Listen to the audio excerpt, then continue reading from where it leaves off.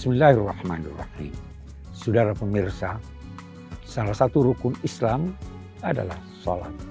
Sholat bisa berbentuk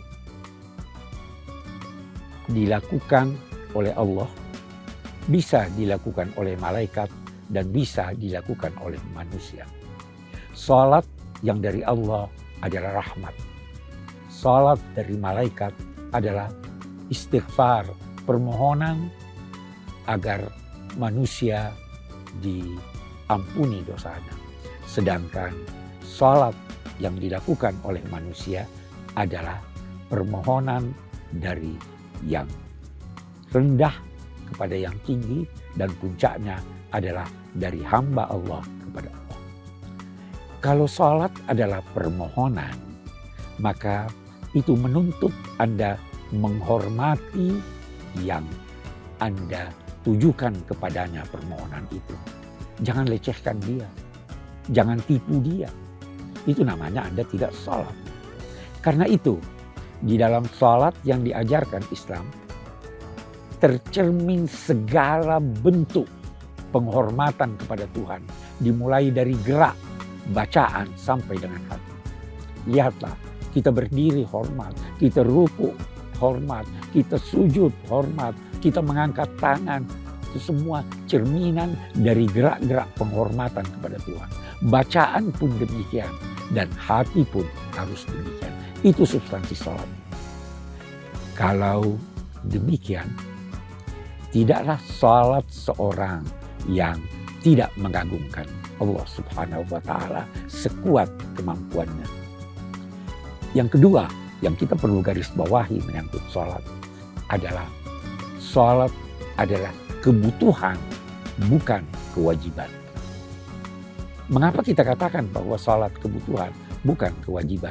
Saya ingin mengutip pendapat seorang filosof barat yang menyatakan bahwa manusia dalam perjalanan hidupnya tidak bisa luput dari rasa cemas, takut, dan mengharap.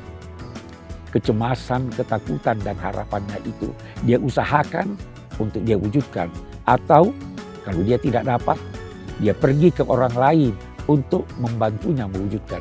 Dan pada akhirnya kalau dia tidak dapat, pasti kata William James, hatinya akan menuju ke atas bermohon kepada Tuhan. Itu sebabnya seorang yang sakit, kekasihnya sakit, dia akan berusaha mengobatinya. Tapi kalau dokter telah berkata tidak ada lagi obatnya, dia tidak berputus asa, tapi dia menuju kepada Tuhan. Kalau demikian, itulah gambaran dari sholat.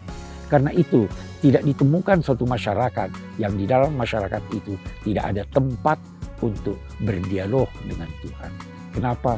Karena sholat adalah dialog dengan Tuhan untuk menghadirkan hati, mengagungkan Allah Subhanahu wa Ta'ala. Karena itu sholat bukan kewajiban, tapi kebutuhan. Seandainya Allah tidak mewajibkannya kepada kita, maka pasti kita akan bermohon kepadanya dalam bentuk sholat. Kita kembali, kalau sholat adalah permohonan dan bentuk-bentuk pengagungan kepada Allah, maka kita baca di dalam Al-Quran, fawailun lil musallin alladzina hum an salatihim sahun. Celakalah orang-orang yang sholat, yang melupakan substansi sholat. Apa substansi sholatnya? Pengagungan Allah. Karena itu jangan riya, yura'un. Jangan tidak tulus waktu sholat. Bermohonlah secara tulus. Lakukan kegiatan sholat itu secara tulus. Terus apa yang kedua? Wa yamna'unal ma'un. Menghalangi untuk memberikan bantuan kepada orang-orang yang butuh. Saudara, ketika seorang sholat, dia butuh. Sehingga dia mengharap Allah memenuhi kebutuhannya.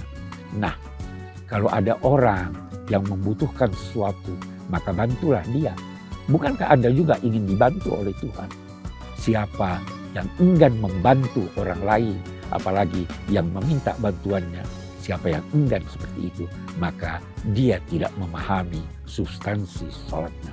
Itulah saudara substansi sholat, dan itulah yang diharapkan ketika kita diperintahkan Allah untuk melaksanakan sholat.